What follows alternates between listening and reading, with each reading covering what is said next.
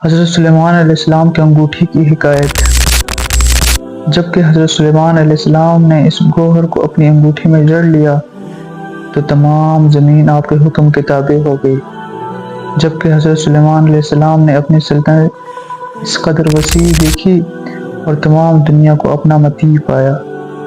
آپ کا شامیانہ 40 فرسنگ کا تھا۔ ایک فرسنگ 3 میل جتنا ہوتا ہے اور یہ زمین کے مقابلے میں نیم دانگ، ایک دانگ 6 رتی کے برابر ہوتا ہے اور اس کے برابر وقت رکھتا ہے۔ حضرت سلیمان علیہ السلام نے کہا کہ جب میرا ملک اور تمام کاروبار اس قدر وسیع ہیں اور چونکہ اس کی اس قدر عظیم الشان وقت اور عزت ہے، اس لیے ضرور پائیدار اور مضبوط ہوگا۔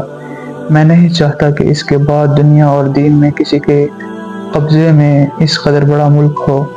اے خدا، میں اپنی ان باعتبار آنکھوں سے اس قدر بڑے ملک کی مصیبتوں اور مشکلوں کو دیکھا ہے، لیکن یہ ملک آخرت کے مقابلے میں بہت چھوٹا ہے۔ میرے بعد اتنا ملک کسی کو مت دیجیو۔ مجھے اس ملک و دولت اور فوج سے کوئی غرض نہیں۔ میں تھیلیاں بننی شروع کر دیتا ہوں۔ اگرچہ اس گوہر انگوٹھی کے نگ کی وجہ سے سلیمان علیہ السلام بادشاہ ہو گئے تھے، لیکن یہی گوہر ان کے راستے میں حائل ہو گیا، یعنی ان کو حقیقی راحت اور اطمینان نصیب نہ ہوا۔ پھر حضرت سلیمان علیہ السلام دوسرے نبیوں کے 500 سال بعد بہشت میں تشریف لے گئے۔ یہ گوہر جب حضرت سلیمان علیہ السلام سے اس قدر برائی کر سکتا ہے تو تجھے اطمینان اور راحت کیسے بخش سکتا ہے؟ چونکہ جواہرات پتھر ہیں، اس لیے انہیں حاصل کرنے کے لیے پہاڑ مت کھودو اور سوائے معشوق حقیقی سیمرغ کی طلب کے اپنی جان مت کھو۔ اے جواہرات کو تلاش کرنے والے، جواہرات کا خیال دل سے نکال ڈال۔ تو ہمیشہ جوہری یعنی خدا کو تلاش کر۔ پرندوں کے اس مجمع کے سامنے ہما آیا کہ جس کا سایہ بادشاہ بخشا تھا۔ عام عقیدہ ہے کہ جس کے سر پر ہما کا سایہ پڑ جائے وہ بادشاہ ہو جاتا ہے۔ ہما ایک ایسا جانور ہے کہ جسے آج تک کسی نے نہیں دیکھا، مگر قدیم روایات کے ذریعے اس کا نام بہت مشہور ہے۔ ہما بہت بابرکت تھا کیونکہ سب سے زیادہ باہمت تھا۔ ہما کا عذر پیش کرنا۔ ہما نے کہا، اے خشکی اور تری کے پرندوں، میں دوسروں پرندوں جیسا نہیں ہوں، میں بہت عالی ہمت ہوں۔ اسی وجہ سے میں نے تمام دنیا سے علیحدہ رہتا ہوں۔ بادشاہ کی طرف سے مجھے جو نور عطا ہوا ہے، یعنی میرے سائے سے لوگ بادشاہ بن جاتے ہیں۔ اس دنیا میں میرے لیے یہی کافی ہے۔ میں اپنے کتے جیسے نفس کو بہت ذلیل الخوار رکھتا ہوں، یعنی میں خود کو کبھی بادشاہ کی خواہش نہیں کرتا، بلکہ افریدوں اور جمشید کو عزت و بزرگی میں نے بخشی ہے۔ تمام بادشاہوں نے بادشاہت میرے سایہ کی وجہ سے حاصل کی ہے اور تمام فقیر میرے آرزومند ہیں۔ اپنے نفس کو جو کتے کی مانند ذلیل ہے میں ہڈی کھلاتا ہوں، ہما ہڈیاں کھاتا ہے، اور اس طرح اپنی روح کو نفس سے نجات دلاتا ہوں۔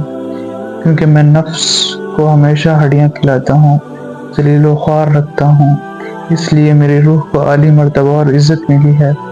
جس کا سایہ بادشاہ پیدا کرنے والا ہو، اس کے مرتبہ اور عزت سے کوئی کیسے انکار سکتا ہے؟ تمام لوگوں کو اس کے حکم کو ماننا چاہیے تاکہ انہیں اس کی سایہ عزت و عظمت میں ذرہ برابر حصہ مل سکے۔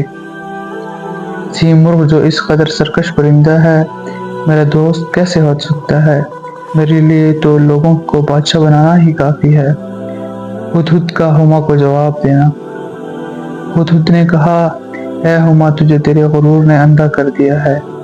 تو اس سے زیادہ غرور مت کر اور اپنے آپ پر ناز و فخر مت کر۔ اس وقت دنیا میں بادشاہوں کا ہڈیوں کی طرح نشان تک باقی نہیں رہا۔ اے کاش تو بادشاہ نہ بناتا اور اپنے آپ کو ہڈیوں کی خوراک سے نجات دلاتا۔ میں نے مانا کہ دنیا بھر کے بادشاہ اس وقت تیرے سایہ کی وجہ سے بادشاہت کر رہے ہیں، لیکن کلی قیامت کے دن تمام عمر اپنی اس بادشاہت پر افسوس کریں گے۔ اگر بادشاہوں پر تیرا سایہ پڑتا ہے تو قیامت کے دن مصیبت میں بھی تو اور وہ گرفتار ہوتے ہیں۔ باز کا عذر پیش کرنا۔ پرندوں کے جلسے میں نہایت فخر کے ساتھ باز داخل ہوا اور اپنے دل کے رازوں کو سب پر کھول دیا۔ باز اپنے برے اعمال پر بہت مغرور تھا اور اسے اپنی طاقت اور عزت پر بہت گھمنڈ تھا۔ باز نے کہا کہ میں نے بادشاہ کی عزت افزائی کی وجہ سے تمام دنیا کی طرف سے آنکھ بند کر لی ہے، کیونکہ بادشاہ کی عزت افزائی کی وجہ سے تمام دنیا کی طرف سے آنکھیں بند کر لی ہے۔ کیونکہ بادشاہ میری عزت کرتا ہے، اس لیے میں اسے غرور اور نخوت میں کسی کی پرواہ نہیں کرتا۔ میری آنکھیں اس لیے ٹوپی کے اندر بند ہیں کہ میرے بیٹھنے کا مقام بادشاہ کا ہاتھ ہے۔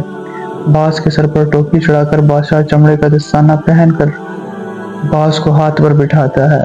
میں بہت باادب ہوں، یعنی مجھے بادشاہوں کی محفل کے قواعد کا علم ہے، اور ریاضت کرنے والوں کی طرح میں نے بہت مدت تک ریاضت کی ہے۔ اگر مجھے بادشاہ کے پاس لے جائیں تو مجھے آداب محفل سکھانے کی ضرورت نہیں، کیونکہ میں شاہانہ رسوم اور آداب سے واقف ہوں۔ میں تو سیمرغ کا خیال خواب تک میں نہیں لا سکتا، پھر بھلا میں فضول اس کی تلاش پر پریشان کیوں پھروں؟ میرے بادشاہوں کے ساتھ مذاق کھانا ہی کافی ہے، اور اس دنیا میں میرے لیے اس قدر عزت و مرتبہ کافی ہے، کیونکہ مجھ جیسی عزت کسی اور کو حاصل نہیں ہے۔ اس لیے مجھے بادشاہ کے ہاتھ پر بٹھا کر عزت و مرتبہ کافی ہے، کیونکہ مجھ جیسی عزت کسی اور کو حاصل نہیں، اس لیے مجھے بادشاہ کے ہاتھ پر بٹھا کر بڑا مرتبہ دیا جاتا ہے۔ اگر میں بادشاہ کی صحبت کے قابل ہو جاؤں تو یہ اس سے بہتر ہے کہ میں سیمرغ کی تلاش میں وادیوں میں ٹکرے مارتا پھروں۔ مجھے امید ہے کہ میں بادشاہ کے ہاتھ پر خوشی و مسرت میں اپنی عمر ختم کر دوں گا۔ کبھی تو بادشاہ میرا انتظار کرتا ہے، یعنی جب میں شکار کرنے اٹھتا ہوں تو بادشاہ میرا منتظر رہتا ہے، اور میں کبھی بادشاہ کو خوش کرنے کے شوق میں شکار مار کر لاتا ہوں۔ ہدہد کا باز کو جواب۔ ہدہد نے کہا، اے باز، تو حقیقت کے خلاف مجاز میں پھنس گیا ہے۔ تیری صورت کچھ اور ہے اور تیرا ضمیر کچھ اور کہتا ہے۔ اب تو قابل اعتبار نہیں رہا۔ اگر ہمارے بادشاہ سیمرغ جیسا کوئی اور اس دنیا میں ہوتا تو پھر سیمرغ بادشاہی کے لائق نہ رہتا۔ سوائے سیمرغ کے کوئی اور بادشاہت کے قابل نہیں ہے، کیونکہ بادشاہت اسی ہستی کے لیے زیبا ہے جو کہ اپنی مثال نہیں رکھتی۔ وہ بادشاہ نہیں ہو سکتا جو ہر ملک میں اپنی بیوقوفی کی وجہ سے ایک نیا سر بنا لیتا ہے، یعنی جو ہر جگہ پایا جاتا ہے یا عام ہوتا ہے۔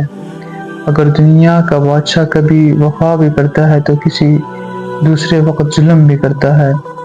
بادشاہی ہی ہے کہ جس جیسا کوئی اور نہ ہو اور سوائے وفا اور ہمدردی اور سخاوت کے کچھ نہ کرے۔ دنیا کے بادشاہوں سے جو شخص قریب تر ہوتا ہے اس کی جان ہمیشہ خطرہ میں رہتی ہے۔ بادشاہ بعض اوقات ناراض ہو کر اپنے ملازمین اور قریبی درباریوں اور ندیموں کو قتل کر دیتے ہیں۔ حقیقت میں دنیا کے بادشاہوں کی مثال آگ سی ہے۔ تو ان سے دور بھاگ، کیونکہ آگ سے دور ہی رہنا بہتر ہے۔ اس لیے بادشاہوں سے دور رہنا چاہیے اور بادشاہوں سے دور ہی رہنا مناسب ہے۔ ایک بادشاہ کے اپنے غلام پر عاشق ہونے کی حکایت۔ ایک بہت بڑا بادشاہ تھا، وہ اپنے خوبصورت غلام پر عاشق ہو گیا، اور اس قدر عاشق ہوا کہ اس غلام کے بغیر نہ ایک لمحے کے لیے اطمینان سے بیٹھتا، نہ اسے چین پڑتا تھا۔ دوسرے غلاموں کی نسبت اس غلام کو زیادہ اچھی طرح رکھتا تھا اور اسے ہمیشہ اپنی آنکھوں کے سامنے رکھتا تھا۔ بادشاہ جب قلعہ میں سے تیر مارتا تو یہ غلام ڈر کے مر جاتا تھا، کیونکہ بادشاہ ہمیشہ ایک سیب کا نشانہ بناتا تھا اور اس سیب کو غلام کے سر پر رکھتا تھا۔ بادشاہ اس سیب کے اسی وقت 2 ٹکڑے کر دیتا اور یہ غلام ڈر کے مارے بیمار اور کمزور شخص کی طرح کانپنے لگتا۔ اس غلام سے ایک ناواقف شخص نے پوچھا، تیرا سرخ چہرہ اب سونے کی مانند زرد کیوں ہے؟ تیری بادشاہ کی نظروں میں اس قدر عزت ہے، پھر بتایا کہ تیرے چہرے کا یہ حال کیوں ہو گیا؟ غلام نے کہا کہ بادشاہ میرے سر پر سیب رکھتا ہے، ممکن ہے کہ اس سیب کی وجہ سے کسی روز مجھے کوئی تکلیف پہنچے۔ مجھے اس کی غلامی سے کوئی انکار نہیں۔ بادشاہ کی تمام فوج میں اب کوئی مجھ جیسا کمزور شخص نہیں ملے گا۔ اگر کسی روز ایسا اتفاق ہوا کہ تیر سیدھا آیا اور مجھے ہلاک کر گیا تو تمام لوگ کہیں گے کہ بادشاہ کے ہاتھوں مارا گیا۔ میں اس غم میں گل گل کر مر رہا ہوں اور میری جان پر یہ خطرہ سوار ہے۔ بگلا کا عذر پیش کرنا۔ اس کے بعد جلدی سے بگلا آگے بڑھا۔ اس نے کہا کہ اے پرندوں، میں بیمار ہوں، ہمیشہ میں دریا کے کنارے پر رہتا ہوں، کوئی میری آواز تک نہیں سنتا، میری وجہ سے دنیا میں کسی کو تکلیف نہیں ہوتی، میں دریا کے کنارے اپنی مصیبت میں بیٹھا رہتا ہوں، میں ہمیشہ غمگین اور تکلیف میں پھنسا ہوا ہوں، پانی کی آرزو سے میرے دل خون ہو جاتا ہے، مجھے اپنی حالت پر افسوس آتا ہے، میں کیا کروں؟ مجھ میں دریا میں داخل ہونے کی ہمت نہیں ہے، ایسا معلوم ہوتا ہے کہ میں دریا کے کنارے پیاسا مر جاؤں گا، اگرچہ دریا میں سے ایک قطرہ پانی میں کم ہو جائے تو غیرت کے مارے میں جل کر کباب ہو جاتا ہوں، میرے جیسے کے لیے تو دریا کا عشق ہی کافی ہے، اور میرے سر کے لیے دریا کے عشق کا جنون ہی بہت ہے، میں سوائے دریا کے عشق کے کوئی اور غم پالنا نہیں چاہتا، میں سی مرغ کے عشق کو برداشت نہیں کر سکتا، خدا مجھے اس سے پناہ ہی میں رکھے، جس کی حقیقت ہی پانی کا ایک قطرہ ہو، وہ بھلا سی مرغ سے وصل کیسے حاصل کر سکتا ہے؟ یعنی میں بہت حقیر جانور ہوں، میں سی مرغ کی تلاش میں شریک نہیں ہو سکتا۔ ہدہد کا بگلا کو جواب۔ ہدہد نے بگلا سے کہا، تو دریا سے ناواقف ہے، دریا میں مگرمچھ اور بہت جانور رہتے ہیں، کبھی تو اس کا پانی نمکین ہوتا ہے اور کبھی کڑوا، کبھی دریا میں سکون ہوتا ہے اور کبھی اس میں طوفان آتا ہے، دریا ہمیشہ بدلتا رہتا ہے اور یہ پائیدار نہیں ہوتا، کبھی آگے بڑھتا ہے اور کبھی واپس آتا ہے، بہت سے جوان مردوں سے یہ لڑا ہے اور انہیں نگل گیا ہے، جو کوئی بھی اس کے طوفان اور بھنور میں گرا بس وہ مر گیا، اور جو غوطہ خوروں کی طرح اس میں کھودا تو اسے اپنی جان کو خوف رہتا، اگر کوئی سمندر کی گہرائی کا مقابلہ کرنا بھی چاہتا ہے تو وہ مر جاتا ہے اور سر کے بالخس کی طرح اس کے سطح پر تیرتا نظر آتا ہے، ایسے سمندر سے کسی کو وفا کی امید ہو سکتی ہے بھلا؟ اور کون شخص اس سے دوستی کی امید کر سکتا ہے؟ اگر تو سمندر میں سے کنارے تک نہیں آ سکتا تو آخرکار تو غرق ہو جائے گا، یعنی سمندر کسی کی مدد نہیں کرتا، سمندر اپنے شوق اور جوش و خروش میں ہاتھ مارتا ہے، سمندر کو جبکہ خود دل کی مراد نہیں ملتی، سمندر کو خود اطمینان قلب نصیب نہیں، اس لیے دن رات شور مچاتا ہے، تو پھر اس سے تجھے بھی دل کا آرام نہیں مل سکتا، سمندر سی مرغ کے کوچہ کا ایک معمولی چشمہ ہے، تو سمندر پر ہی کیوں قناعت کرتا ہے؟ خود سی مرغ کو دیکھ کے کس قدر بلند و اعلیٰ ہستی ہے۔ اگلی ویڈیو تک کے لیے اللہ حافظ۔ پارٹ 3 کا اختتام۔